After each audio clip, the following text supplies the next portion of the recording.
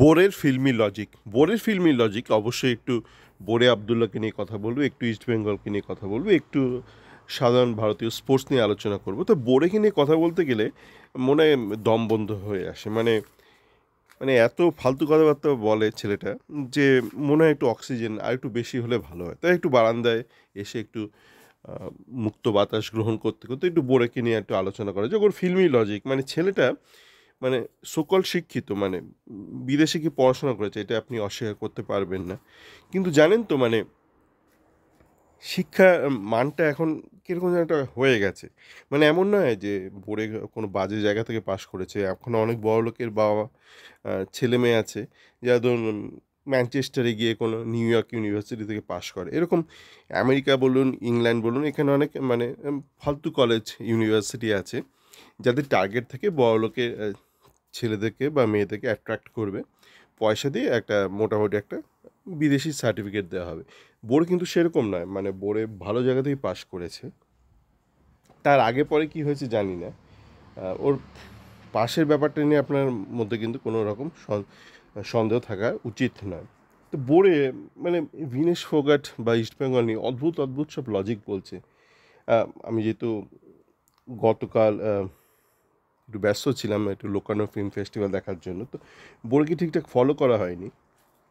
তো এখন আজকে দেখছি একটা চ্যাট শোয়ে বোর্ডে কী সব বলে যাচ্ছে যে আনোয়ারকে এনওসি দিয়ে দিতে বলেছে ওই আপনার যে প্লেয়ার স্ট্যাটাস কমিটি, কিন্তু বলেছে তুমি নিজের এর সাথে তাহলে খেলবে, মানে নিজের রিস্কে খেলবে, ইস্ট বেঙ্গলকে ট্রান্সফার ব্যান হতে পারে, এই হতে পারে, সে হতে পারে। ভাই কি হতে পারে তুই কে বলতে বলেছে? মানে তুই মানে তোতা পাখি হয়ে গেছিস তো। নিয়ে গেছিলি 7 জনকে নিয়ে গেছিলি প্যারিসে, গিয়ে বলেছিলি এবার ফাটাফাটি সব মেডেল আনবে ইন্ডিয়া, আনতে পারেনি। কী কী কারণে আনতে পারেনি আমরা সবাই জানি, একটা চূড়ান্ত একটা সিস্টেমিক একটা ফেলিয়ার। সেটা নিয়ে বলে না বোরে, মানে বোরে একবার বলে ফেলেছিল, তারপর বোধ ওকে আবার কেস খাইয়ে দিয়েছে, আবার বোরে সেটিং হয়ে গেছে। মাঝে মধ্যে ওর মধ্যে যে একটা সততা আছে, একটা সাংবাদিক সত্তা আছে, সেটা বেরিয়ে আসে। তারপরে আবারও যে কি সেই আবার গর্তে ঢুকে পড়ে, মানে ওর যেটা অন্ধকার গর্তে ও মোটামুটি থাকতে পছন্দ করে, আবারও সেখানে সেখানে সিধে যায়।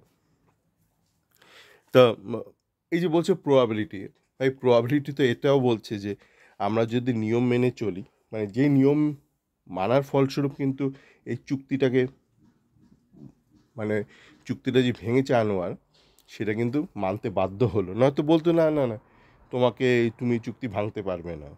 যদি চুক্তিটার মধ্যে অতটাই একটা পাকাপোক্ত একটা ব্যাপার থাকতো তাহলে চুক্তিটা ভাঙা মানতো না, বলতো না তোমাকে সুপার জায়েন্টে খেলতে হবে, কেননা চুক্তিটা ইনভ্যালিড। মানে ফিফার নতুন নিয়ম অনুযায়ী, যে নতুন নিয়মটা 2022 সালে এসছে, সেই নিয়ম অনুযায়ী চুক্তিটাই ইনভ্যালিড।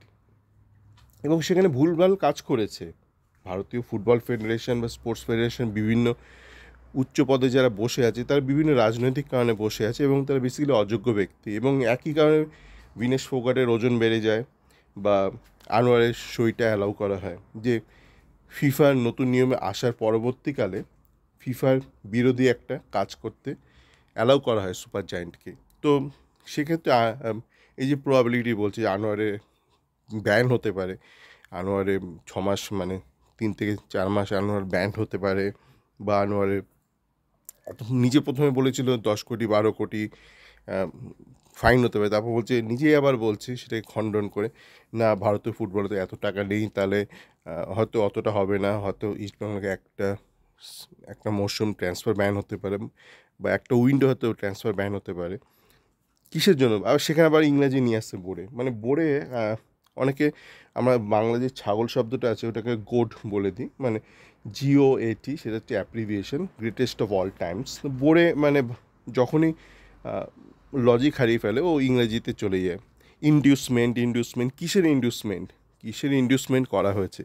দেখুন নিয়মটা খুব সহজ বাংলা, একটা কথা আছে বাংলায় কথা বলো, এবং এটা সব ভাষাতেই আছে। আপনি যদি ইংলিশে কাউকে বলেন, বলি স্পিক ইন ইংলিশ মানে হচ্ছে ভ্যানতারা ছাড়ো, ভ্যানতারা ছেড়ে সোজা সাপটা কথাবার্তা বলো। দেখুন নিয়মটা হচ্ছে কি ট্রান্সফার ব্যান, যেটা এককালে নিতুরা ভুলভাল কাজ করেছিল এবং তাই নিতু কেস খেয়েছিল, নিতু আর ওই আপনার ওই ছেলেটা আছেন আলভিটো। তখন কি করেছিল, ওই ওই মিনার্ভা যখন ছিল, মিনার্ভার একটা প্লেয়ারের লম্বা চুক্তি ছিল, তো এরা বোধহয় চুক্তি-ফুক্তি দেখতে জানতো না। আর নিয়মটা অবশ্যই জানতো না যে এআইএফএফ এর বা ফিফার নিয়মটা জানতো না। তাই একটা প্লেয়ার যে নামটা ভুলেছি সুখবিন্দার না কি যেন সিং তার 6 মাস চুক্তি অ্যাক্টিভ থাকার আগে ডাইরেক্ট ওর সঙ্গে যোগাযোগ করেছিল এবং শুধু যোগাযোগ করেনি, যোগাযোগ তো অনেকেই করে, রিয়েল লাইফে অনেকে যোগাযোগ করে, কিন্তু এভিডেন্স কেউ জেনারেট করে না। কিন্তু আলভিটো ফিমেল করেছিল, ইমেল এক্সচেঞ্জ করেছিল সেই প্লেয়ারটার সাথে, তো সেই এভিডেন্সটা ছিল মিনার্ভার কাছে। তো একদম ভুলভাল কাজ করেছিল তখন, নিতুরা অশিক্ষিতের মতন কাজ করেছিল এবং তাই ট্রান্সফার ব্যানটা খেয়েছিল। কিন্তু এক্ষেত্রে ইস্টবেঙ্গল কিন্তু সেরকম কোনো কাজ করেনি, এটা বুঝতে হবে। আনোয়ার প্রথমত দিল্লি এফসির প্লেয়ার, ঠিক আছে, আনোয়ারের লিগ্যাল ওনার দিল্লি এফসি ছিল। তো ইস্টবেঙ্গল যে যোগাযোগ করেছে সেটা দিল্লি এফসির সাথে যোগাযোগ করেছে, ঠিক আছে। সুপার জায়ান্টের সঙ্গে কেউ যোগাযোগ করবে না। ধরুন আপনি কোথাও ভাড়া থাকেন, ঠিক আছে, কোনো একটা বাড়িতে ভাড়া থাকেন, এবার আরেকজন সেই বাড়িটা ভাড়া নিতে চায়, তো সে যদি বাড়ির মালিকের সাথে যোগাযোগ করতেই পারে। তো এই ব্যাপারটা একই প্যারালাল, লাইফের প্যারালাল। তো ইস্টবেঙ্গল কিন্তু যোগাযোগ করেছিল আনোয়ারের সাথে নয়, ঠিক আছে। ইস্টবেঙ্গল যোগাযোগ করেছিল আনোয়ারের যে অ্যাকচুয়াল মালিক, যার সাথে পার্মানেন্ট চুক্তি রয়েছে, সে দিল্লি এফসির সাথে যোগাযোগ করেছিল, ঠিক আছে।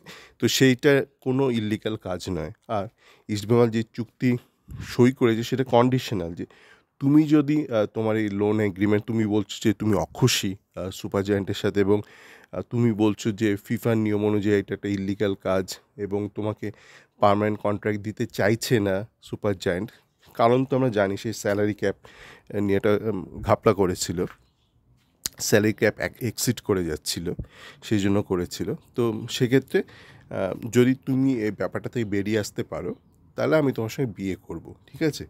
তো এখানে কিন্তু এরকম নয় যে ধরুন একটা বিবাহিত জীবনে অনেক সময় লিগ্যাল সেপারেশন যখন হয় না, একটা ডাইভোর্স হয়, তখন অনেক সময় ধরুন কোনো মেয়ে, তার সাথে আর কারো অবৈধ সম্পর্ক আছে বিয়ের আগে, তখন যদি ব্যাপারটা কোর্ট জেনে যায় তখন একটা মুশকিলে পড়ে সেই মেয়ে। কিন্তু যদি কেউ ধরুন এরকম একটা কথা বললো যে ঠিক আছে, তুমি বলছো যে তোমার সাথে তোমার বর্তমান স্বামীর একটা লিগ্যাল সেপারেশন প্রসেস চলছে, তো প্রসেসটা কমপ্লিট যদি হয়ে যায় তখন উইল গেট ম্যারিড। তো এইটা কিন্তু এই নয় যে এই ব্যক্তি, এই যে দ্বিতীয় পুরুষ এসে মেয়েটার বিয়েটা ভেঙে দিল, বা একটা অবৈধ সম্পর্কের জন্য মেয়েটা প্রথম বিবাহটা মানে ভাঙার চেষ্টা করছে। ব্যাপারটা কিন্তু একই সেন্সে আপনি যদি ভাবেন, কমন সেন্স যদি আপনার থাকে, একই লাইফের প্যারালাল, যে কোনো একটা মেয়ের ধরুন কারো একটা অবৈধ সম্পর্ক শুরু হয়েছে, তার ফলস্বরূপ সে চাইছে বিয়েটা ভাঙার।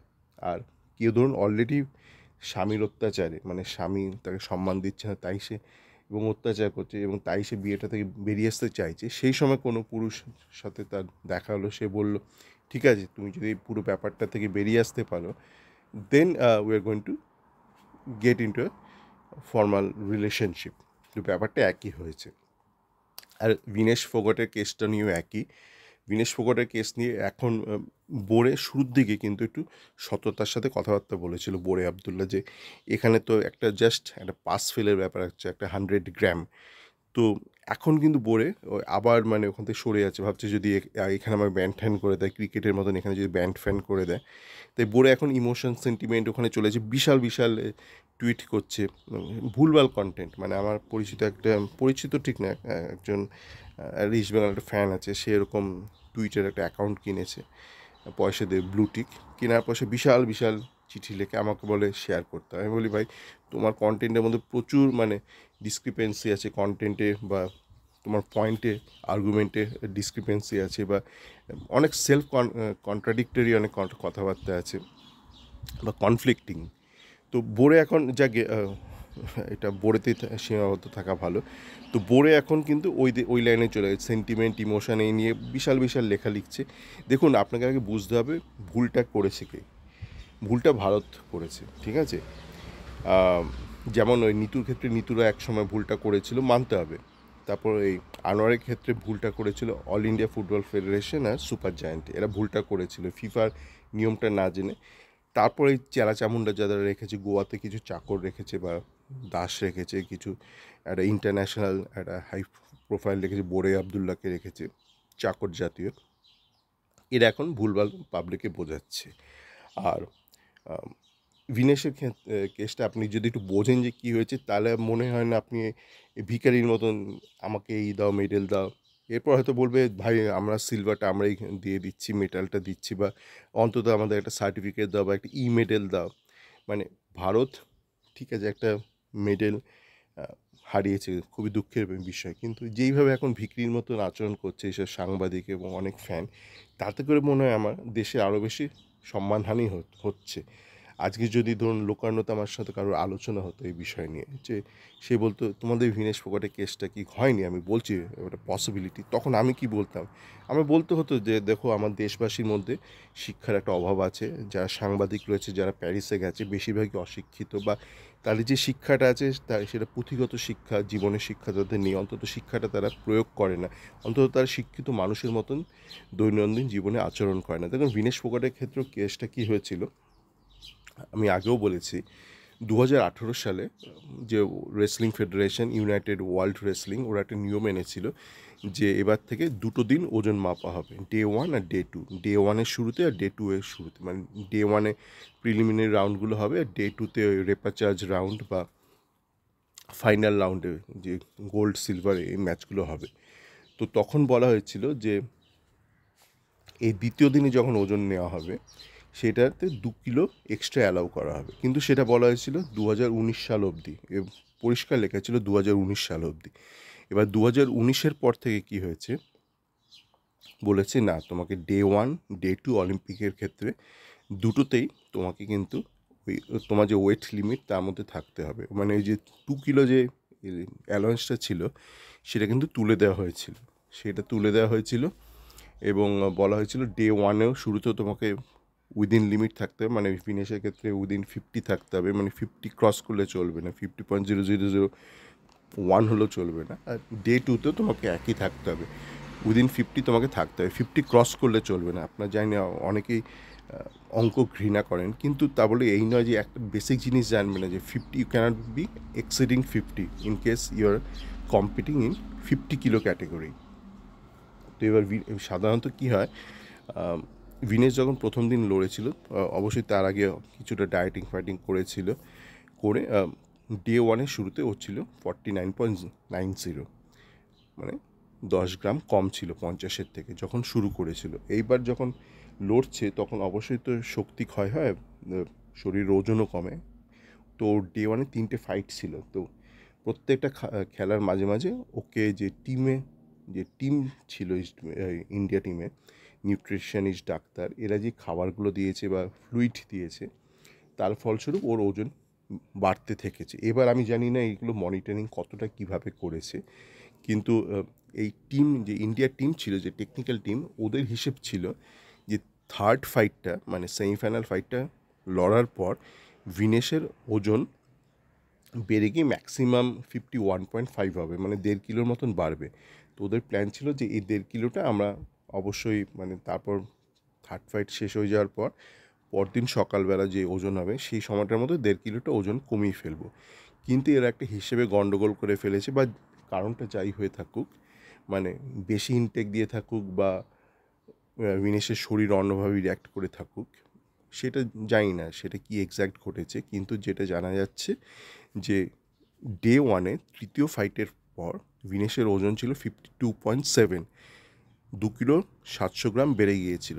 তো সেইটা তারপর ওদের হিসেবের বাইরে চলে যায়। ওরা অনেক চেষ্টা করে কিন্তু সেটাকে আর ওই 50 এর মধ্যে আনতে পারেনি, ওটা 50 কিলো 100 গ্রামে আটকে গিয়েছিল যখন ফাইনালি টেস্ট করে। তো এইটা হয়েছে ঘটনা।